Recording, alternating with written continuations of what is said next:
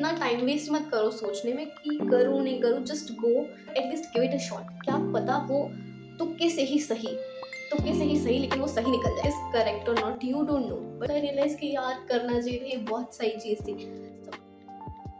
What happened in my college today?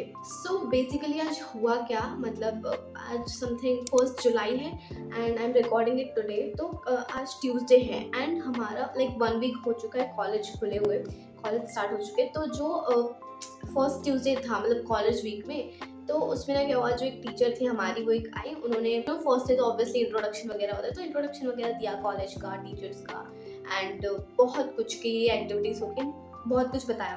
Class में in general बातें बताई, लाइफ के बारे में, मेडिटेशन के बारे में, और भी बहुत सारी जनरल बातें। तो उसमें कुछ उन्होंने जनरल बातें ना तो कोई याद भी नहीं रखता ना, इतना तो अच्छी इंट्रोडक्शन ही तो है, इतना ही तो बताया।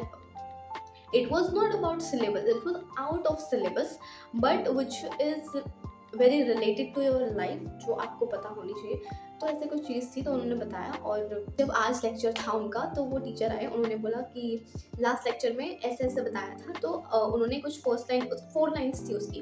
तो फर्स्ट लाइन मैम ने बोली, सेकेंड लाइन किसी स्टूडेंट ने कंप्लीट करी, और मैम ने बोला कि 4 लाइन्स है, नाउ यू कंप्लीटेड।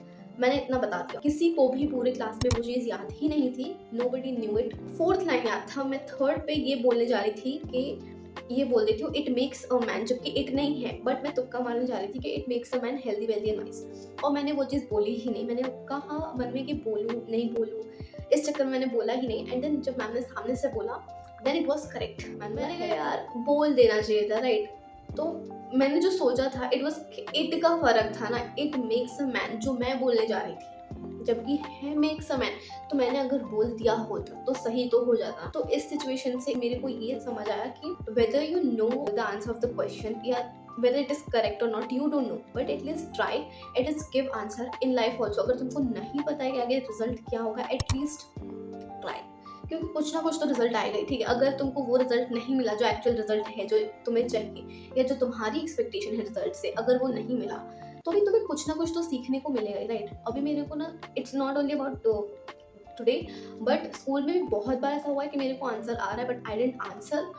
मैं इसी चक्कर में जाती हूँ कि बोलूँ नहीं बोलूँ, और फिर जब सामने टीचर बोलते हैं तो दैट इट इज़ करेक्ट, मैंने कहा यार बोल देना चाहिए था। And it's not only about answering question in the class, but out of class also मेरे साथ बहुत बार ऐसा हुआ है कि यू नो कभी कभी होता है कि मेरे को ये चीज़ करनी है, फिर होता है करूँ नहीं करूँ, करूँ नहीं करूँ, कर करके सोच में डूब जाते हैं और करते ही नहीं है, और फिर लगता है यार करना चाहिए था, ये चीज़ तो बहुत सही थी, करनी चाहिए थी। तो इतना टाइम वेस्ट मत करो सोचने में कि करूँ नहीं करूँ, जस्ट गो डू दैट। अपने फियर्स पे, अपनी वीकनेस पे काम करो।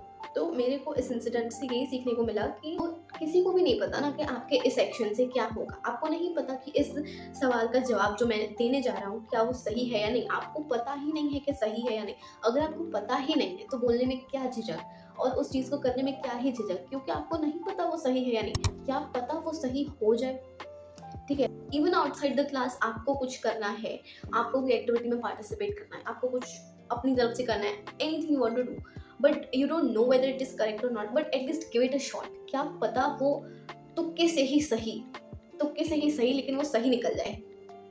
You never know, right. तो just go and try, give it a shot, क्योंकि अगर आपने नहीं बोला, नहीं किया अभी, तो शायद आपकी जगह कोई और कर लेगा, और अगर कोई नहीं